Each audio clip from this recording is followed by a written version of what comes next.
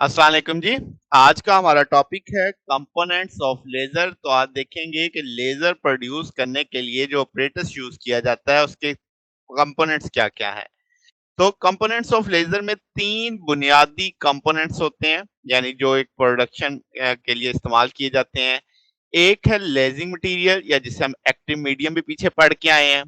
External energy source जो आपके atoms को ग्राउंड से एक्साइटेड स्टेट में ले जाने का काम करेगा।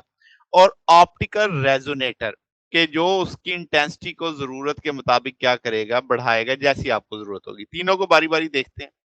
तो जनाब, लेजिंग मटीरियल या एक्टिव मीडियम की बात करें तो एक्टिव मीडियम ऐसा मटीरियल होता है जिसमें लेजर एक्शन हो रहा होता है, यानी वो मटीरियल जिसके एटम एक्साइटेड डी एक्साइटेड हो रहे होते हैं।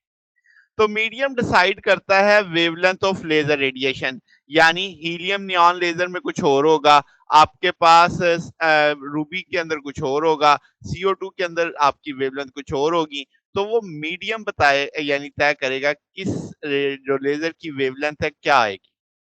फिर एक्टिव मीडियम के अंदर जो एटम्स होते हैं, यानी वो ज्यादा स्टिमुलेटेड इमिशन पैदा करते हैं किसकी निस्बत, स्पॉन्टेनियस की निस्बत। तो इसीलिए हम कहते हैं वहां पे एम्पलीफिकेशन होती है, जिसे हम एक्टिव सेंटर्स बोलते हैं। तो एक्टिव मीडियम को हम एक्साइट करते हैं कि एक्सटर्नल एनर्जी सोर्स से, जिसे हम पंप सोर्स कहते हैं, ताकि पॉपुलेशन वर्जन यानी प्रोड्यूस की जा सके। खुद ब खुद नहीं होता, यानी बताने का मकसद ये है कि एक सोर्स देना पड़ता है एक्साइट करने के लिए। एक्टिव मीडियम आपका सेमीकंडक्टर भी हो सकता है, ऑर्गेनिक डाइस भी हो सकती हैं, गैसेस भी हो सकती हैं। गैसेस में बात करें helium, neon, CO2। Solid material के अंदर बात करें तो आपके पास YAG है, एस्पायर है जिसे हम रूबी बोलेंगे, और आम तौर पे लेजिंग मटेरियल इस्तेमाल होते हैं। और लेजर को यानी इसके जो इंग्रेडिएंट्स हैं उसके नाम पे इसको नाम दे दिया जाता है। अब जैसे आप बीच में ये एक्टिव मीडियम देख रहे हैं, ये इसकी टोटल लेंथ है, ये एनर्जी पंप जिसकी हम बात करेंगे उसको अब हम देखते हैं। एक्सटर्नल एनर्जी सोर्स, ये जो एक्सटर्नल एनर्जी सोर्स होता है, यहाँ से एक्साइटेशन सोर्स कहते हैं, ये एनर्जी देता है अब लेजिंग मटीरियल को, जो पॉपुलेशन वर्जन के लिए काम आता है और स्टिमुलेटेड मिशन होता है फिर सिस्टम में। यानी यहाँ से एनर्जी लेके एटम एक्साइट होंगे, फिर मेटास्टेबल स्टेट पे ठहरेंगे, वहां से पॉपुलेशन वर्जन होगी, फिर स्टिमुलेटेड मिशन के जरिए लेजर पैदा होगी। तो पंपिंग जो है एनर्जी सोर्स से कैसे हो सकती है, ऑप्टिकल तरीके से भी हो सकती है, इलेक्ट्रिकल भी हो सकती है, केमिकल भी हो सकती है, डिपेंड करेगी उस मीडियम पे। ये तीनों चीजें हम पीछे पढ़ के आए हैं।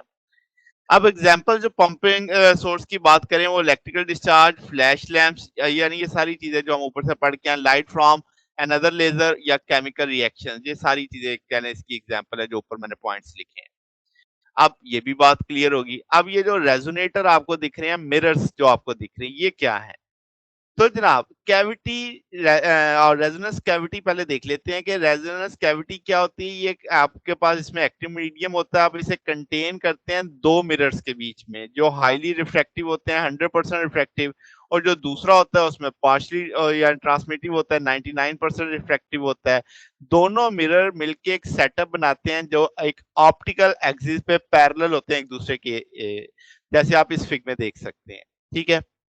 अब क्या होता है कि एक्टिव मीडियम जो हम जिसे यूज करते हैं ऑप्टिकल कैविटी में, जिसमें दोनों मिरर रखे हुए हैं, तो इस अरेंजमेंट को हम कहते हैं कि ये सिर्फ उन फोटॉन्स को फिल्टर करेंगे जो उस एक्सिस के अलोंग आएंगे, और रिफ्लेक्टर करेंगे बैक मिरर से, यानी टू बैक करते जाएंगे मीडियम के अंदर, और आपके पास स्टिमुलेटेड मिशन को एम्पलीफाई करते चले जाएंगे। यानी सादा सी बात है, यहाँ से फोटॉन निकलेंगे, जो सिर्फ वही फोटॉन हम कैरी करेंगे जो इस एक्सिस के अलोंग है, यहाँ से टक्कर करके फिर वापस जाएंगे, फिर स्टिमुलेटेड मिशन करेंगे, अपने साथ मजीद कैरी करेंगे, फिर इस मिरर से टक्कर खा के वापस आएंगे।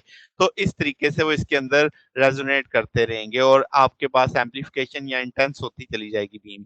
तो रेजोनेटर जो गाइड करेगा, बेसिकली प्रोवाइड करता है गाइडेंस कि आपकी स्टिमुलेटेड मिशन प्रोसेस को, और आपके पास हाई स्पीड फोटॉन को इंड्यूस करता है, और जिससे फाइनली जितनी आपको जिस इंटेंसिटी की लेजर चाहिए होती है वो आपकी इंटेंस बीम वहां पे जनरेट हो जाती है।